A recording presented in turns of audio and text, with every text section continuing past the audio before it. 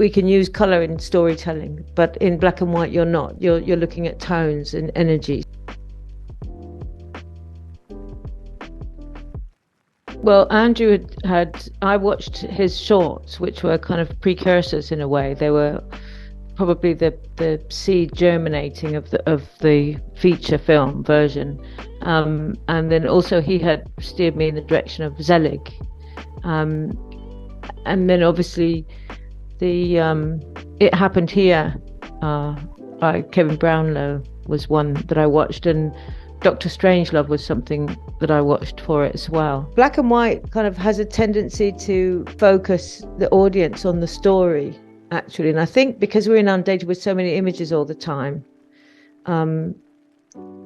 that we become a bit immune to some color images. And suddenly when you have black and white, people are actually looking at the image. In terms of lighting and composition and stuff, it's important to try to have contrast, high contrast ratio, and a thicker negative, or a healthier exposure, to get true blacks and whites, to make that image pop, because you're telling the story is kind of in tones, if you know what I mean. So as when we're in low light levels, color reflects closer together, so like red and green might look the same almost. So you want to differentiate between those things a bit more. And of course, in this film, the challenge was we had lots of different archive footage that we had to match. And initially, a lot of the archive we looked at was really high contrast.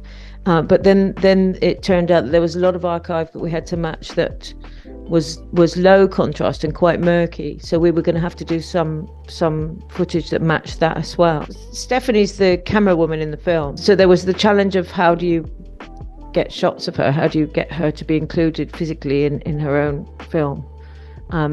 So we found creative ways, either by showing her reflected in mirrors, or she would hand the camera off to somebody, or she would put it down on a table and so that she could walk into frame.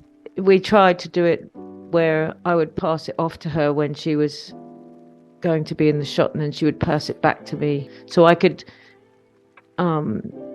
choreograph and shoot the shot, and then when it got to her, but I could just put it onto her shoulder and then receive it back again. So it was like dances. We had little dances going on.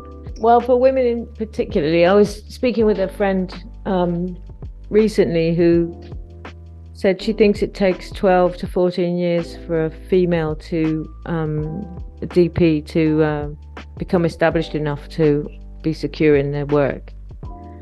And that feels about right to me. So it takes a long time, so there has to be a lot of patience. And then if you've got that patience and you don't give up, you'll be all right. I think sometimes people new to the industry or very young people think that everything, things will happen in a year or two. But I mean, a lot of it's about luck and where you are and things. But to be in a place where you're trusted to hold a job and pull it off in its budget and do a good job, it takes longer. It takes a few years to get to that place.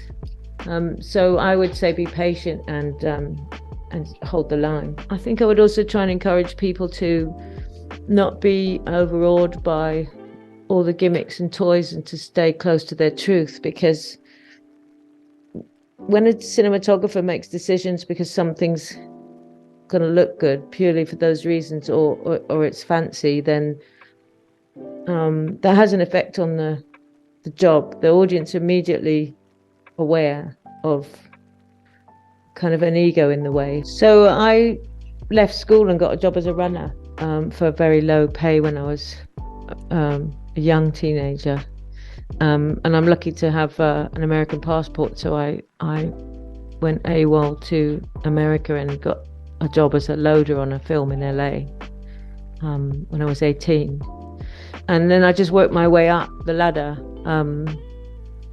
not with the intent of becoming a DP. I think DPs back then for me were God, and I didn't think I would ever attain that. But in the 80s and 90s, we were being paid lots of money to fly all around the world on different movies, so it was a perfect, exciting job for a young person.